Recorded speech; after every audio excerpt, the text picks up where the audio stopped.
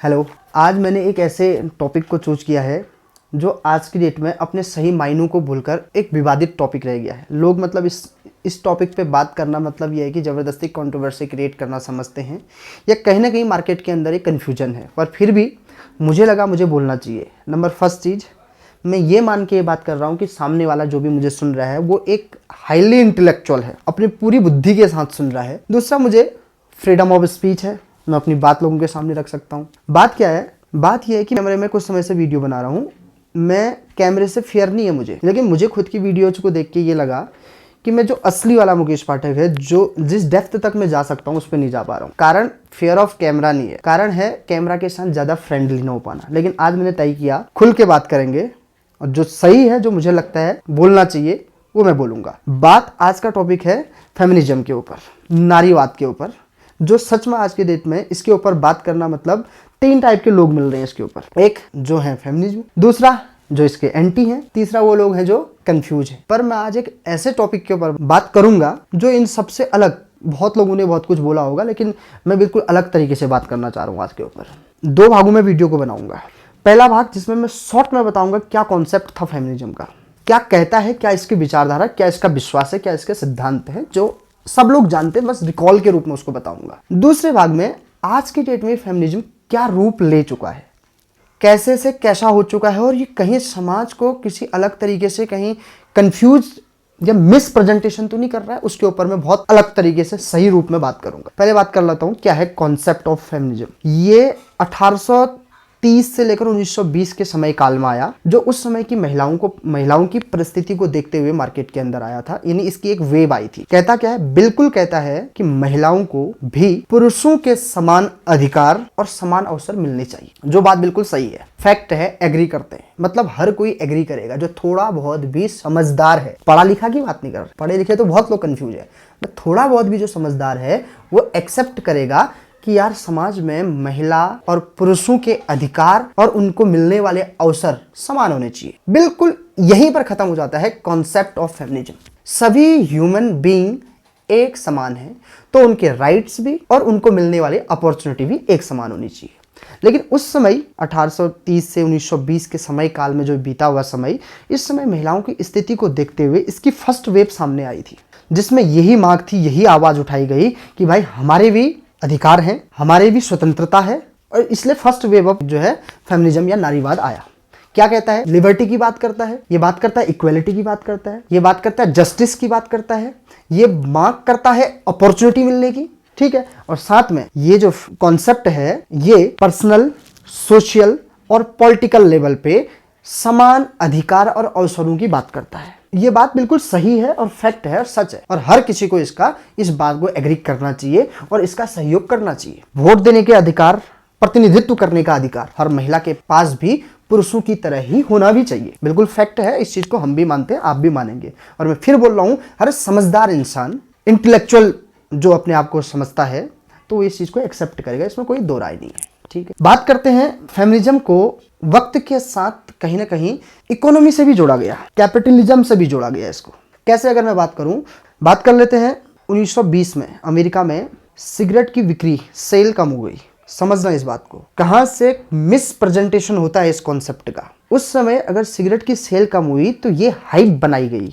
इस तरीके का एक र्यूमर फैलाया गया कि सिगरेट पीना मर्दानगी को दर्शाता है। एक हाथ में सिगरेट होना, सिगरेट फूकना मतलब मर्द की पहचान है। इस तरीके के फील और इस तरीके की बातें फैलाई गई मार्केट, और महिलाओं को सड़कों पे सिगरेट पिलाकर उसकी फोटो खींचकर किया गया, और ये बोला गया कि ये एक आजादी की मशाल जलाई है, टॉर्च ऑफ फ्रीडम है, ऐसा बोला गया। मतलब वहां पर अपनी सिगरेट की सेल को उठाने के लिए, ज्यादा करने के लिए फेमिनिज्म को यूज किया गया। इस तरीके की बातों का प्रचार और प्रसार किया गया। ऑलराइट, समझ पा रहे बात को। दूसरा, सेकेंड वर्ल्ड वॉर के टाइम पे जब सभी लोग जो पुरुष थे वो युद्ध में चले गए थे, वॉर करने चले गए, तो हुआ क्या, इंडस्ट्री में, फैक्ट्रियों में लेबर की शॉर्टेज हो गई। तो उस समय फेमिनिज्म का दूसरा रूप सामने आया, जिसको हम बोल रहे थे कि यार जहां महिलाएं घर पे अनपेड जॉब कर रही हैं, उनको कहीं ना कहीं हम पेड जॉब देते थे। लेकिन बात क्या थी, शॉर्टेज हो गई थी लेबर की। तो पेड लेबर का बात कॉन्सेप्ट आया, जिसको बाद में पेश किया गया कि महिलाएं भी जॉब कर सकती हैं।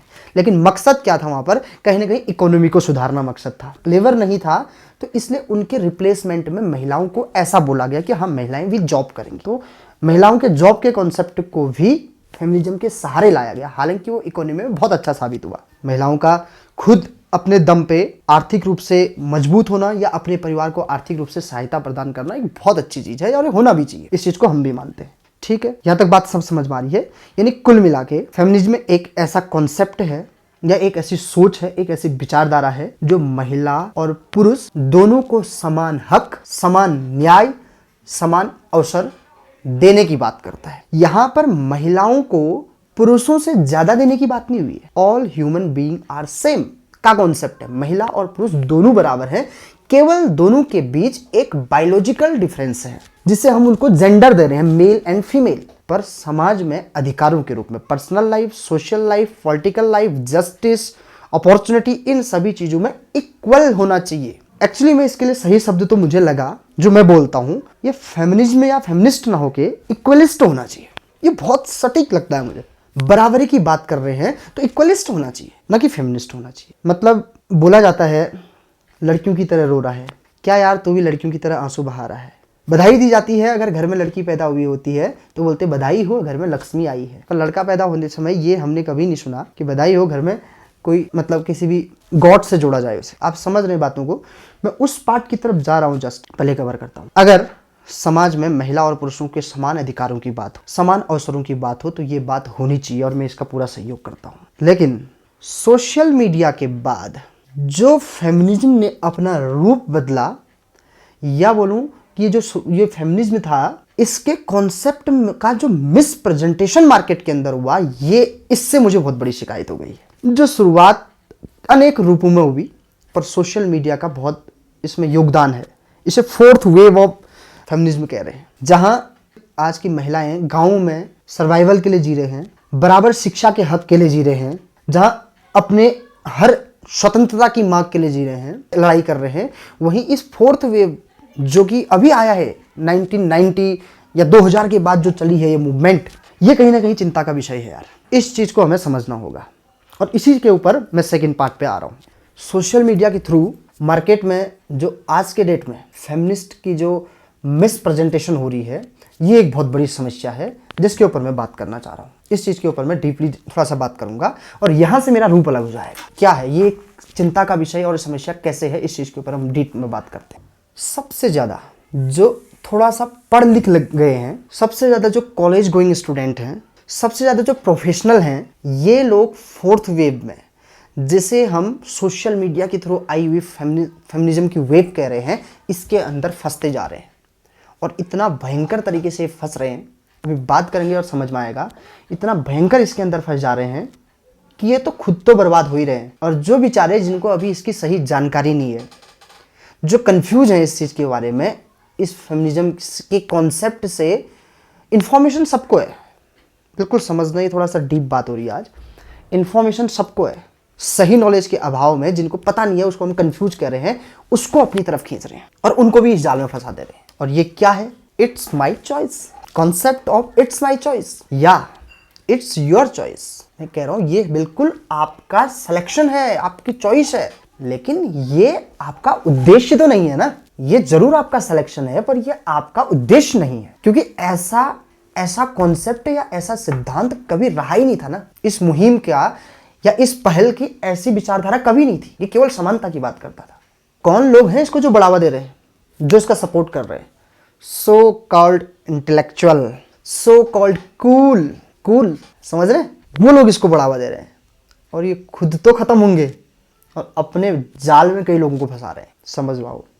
और ये फेमिनिज्म है सेलिब्रिटी फेमिनिज्म। ये फेमिनिज्म एक बहुत सटीक सा शब्द यूज किया गया इसके ऊपर, लिपस्टिक फेमिनिज्म। मैं स्यूडो फेमिनिज्म के ऊपर बात नहीं कर रहा हूँ, वो सब जानते हैं कि किस तरीके का कौन है क्या है, वो अलग चीज़ है। लेकिन उससे खतरनाक चीज़ है ये लिपस्टिक ऑफ सो कॉल्ड वाले, मतलब समझो सेलिब्रिटी। ये फेमिनिज्म है। इट्स माई चॉइस कॉन्सेप्ट, बिल्कुल सही। या it's all about your choice, ये सब आपकी चॉइस है। मैं कब कह रहा हूँ या कोई कब कह रहा है?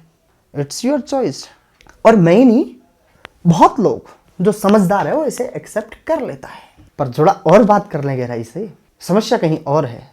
अगर इट्स माई चॉइस कॉन्सेप्ट ही अगर फेमिनिज्म का उद्देश्य था या विचारधारा थी, जो कि बिल्कुल नहीं थी, हाँ बिल्कुल नहीं थी, ऐसी ही आज़ादी चाहिए थी। क्या मतलब यही आज़ादी छुपी हुई है? शिक्षा के अधिकार, समानता के अधिकार, स्वास्थ्य के अधिकार, बराबरी का अधिकार, न्याय का अधिकार। तो it's my choice, this type of feminism. बिल्कुल मैं उन चीज़ों का बहुत गहराई से सपोर्ट करता हूँ और एक्सेप्ट करता हूँ उन चीज़ों को जो होनी चाहिए। फैक्ट, कार चलाना इट्स योर चॉइस, बाइक चलाना, स्कूटी चलाना, स्कूटर चलाना, प्लेन चलाना it's your choice, I accept it. Gym जाना, शॉर्ट कपड़े पहनना, सिगरेट पीना, दारू पीना it's your choice, I accept it. मैं ही नहीं, सभी लोग एक्सेप्ट करते हैं, इसे मानते हैं, स्वीकारते हैं।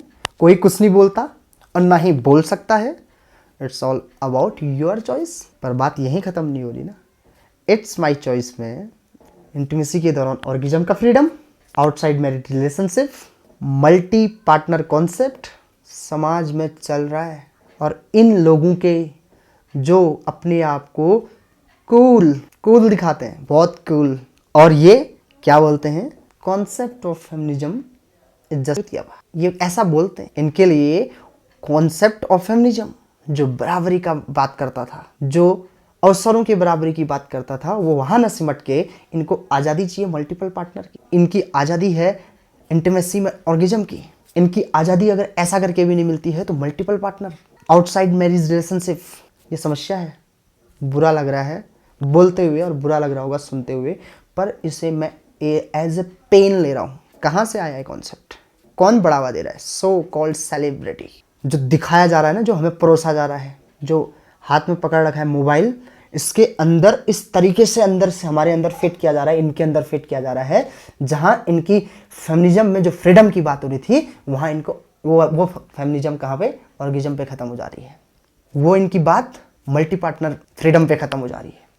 क्या ये कॉन्सेप्ट था फेमिनिज्म? ऐसा कभी नहीं था, और इन लोगों ने इनके मन में डाल दिया। और जो सो कॉल्ड इंटेलेक्चुअल हैं, जो अपने आप को मान ले हम तो खुले दिमाग के हैं, हमारे लिए तो ये चीज़ें फेमिनिज्म सब भूस है, चुतियापा है, लेकिन फिर भी हम ओपन माइंडेड हैं, मॉडर्न हैं, हम तो करेंगे। हमें अगर सेक्शन और ऑर्गेज्म नहीं मिल रहा है इंटीमेसी में, तो हम मल्टीपल पार्टनर बनाएंगे और इसके लिए हम मुहिम भी चलाएंगे। तो क्या ये इक्वलिटी पुरुषों में भी मर्दों में भी होनी चाहिए? अगर हम सेटिस्फाई नहीं हैं ड्यूरिंग, तो हम भी इस चीज़ के लिए लड़कों को भी मुहिम चलानी चाहिए। हैशटैग फ्रीडम है, freedom of multi partner, right? किस फ्रीडम की बात कर रहे हैं? इक्वलिटी की बात कर रहे हैं हम। कौन सी इक्वलिटी? मैं सच बता रहा हूँ, एक क्लास में कुछ लड़कों की शिकायत थी और आगे से कोई एक स्पीकर या कोई उनका इन्फ्लुएंसर बात कर रहा था। आपका क्या मानना है, क्या सभी लड़के ऐसे ही होते हैं? और देखो किस लेवल के अंदर भरी पड़ी है गंदगी। सभी का एक साथ जवाब आता है, यस सर, सभी लड़के ऐसा ही बोलते हैं, ऐसा ही सोचते हैं, हर लड़कियों के बारे में गलत कमेंट्स ही करते हैं। क्या सच में? क्या सब ऐसे ही गलत सोचते हैं? और वहां पर बैठे उन लड़कों को अपनी सफाई के लिए ना कुछ बोल पाने का मौका मिलता है, और बोल भी पाते हैं तो उनकी सफाई एक्सेप्ट नहीं करी जाती है। ये भरा पड़ा है अंदर, पता नहीं कहां से आ गया इतना अंदर ऐसी चीजें, और ये किस तरफ को ले जाएंगी।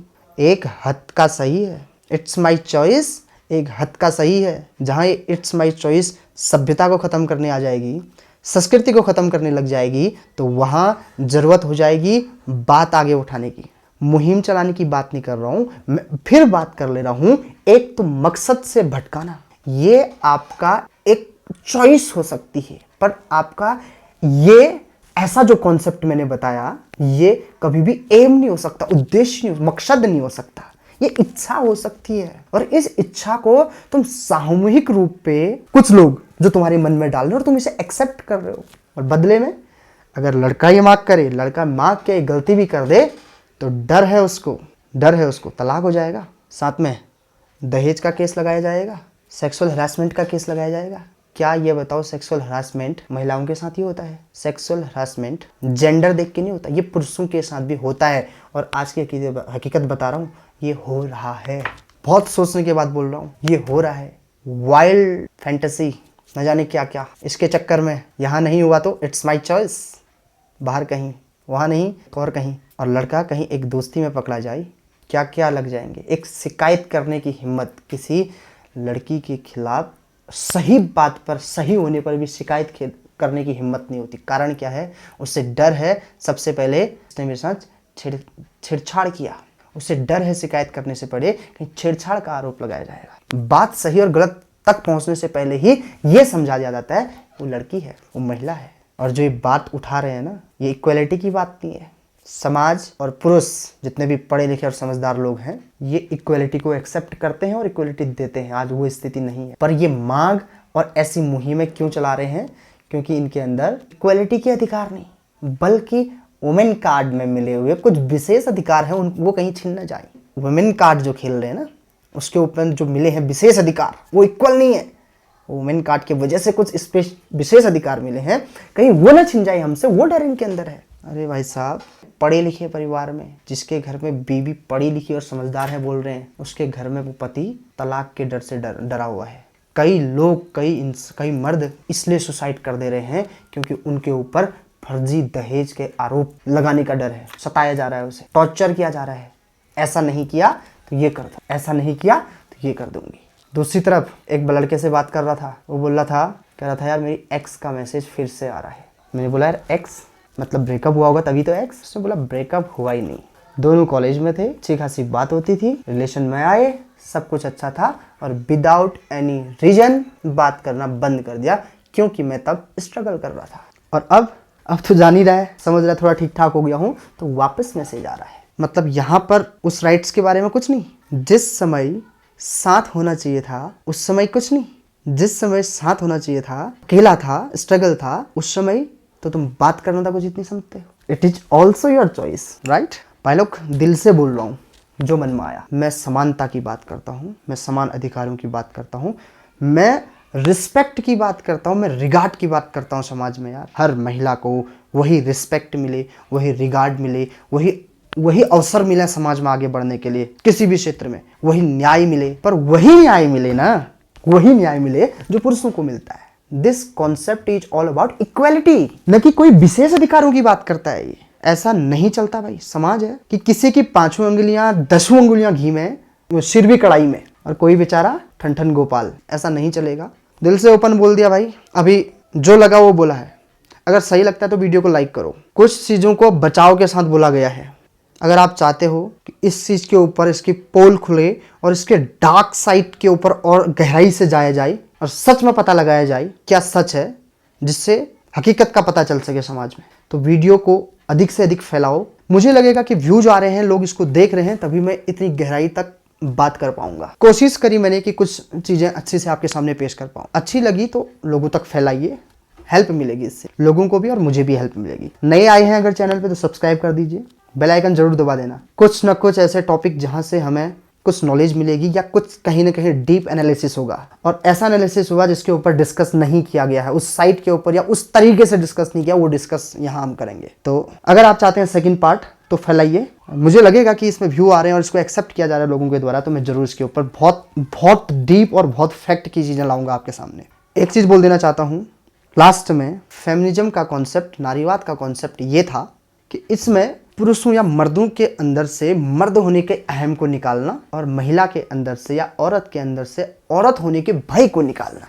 न मर्द अपने मर्द होने का अहम दिखाए और न महिला होने की वजह से डरे, दोनों बराबर हो जाएं।